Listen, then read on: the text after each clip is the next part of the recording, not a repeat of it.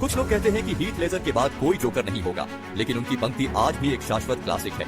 उनका भविष्य उज्जवल है, लेकिन वह हमेशा सुबह होने से पहले संगीत जगत में बने रहेंगे।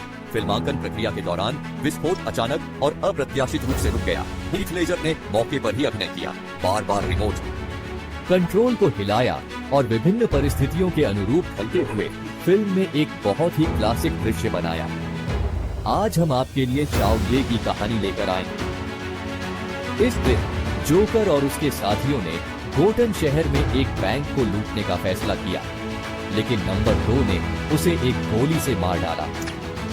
नंबर 3 ने सुरक्षा द्वार खोला और नंबर 4 द्वारा मारा गया।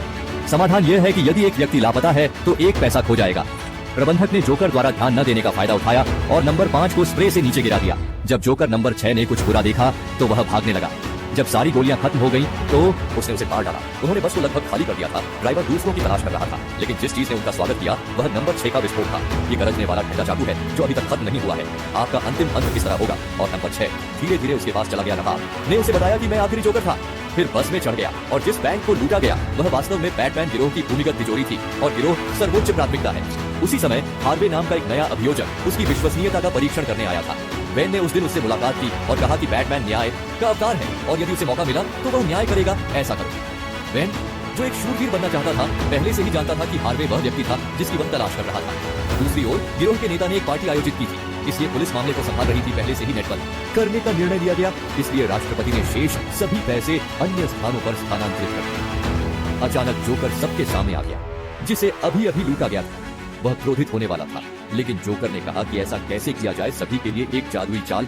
और फिर मेज पर एक कलम डाला तो जोकर ने कहा कि बैटमैन निश्चित रूप से राष्ट्रपति को पकड़ लेगा, तो उसने बैटमैन को मारने में सभी की मदद क्यों नहीं की? दहेज, जिसे अभी अभी लूटा गया था, शांत नहीं बैठ सका। जोकर खड़ा हो गया और उसने हथगोले को लटका हुआ दिखाया। वहां मौजूद सभी लोग इतने डर गए कि वे पीछे हट गए। दहेज ने सीधे तौर पर जोकर को जिंदा पकड़ने पर उसके जीवन के लिए 500,000 युआन का इनाम देने की घोषणा की। जोकर ने इसकी परवाह नहीं की, लेकिन अपने बैक हैंड से अपना एक बिजनेस कार्ड छोड़ दिया, लोहे का दरवाजा खोल दिया और अकड़ में चला गया।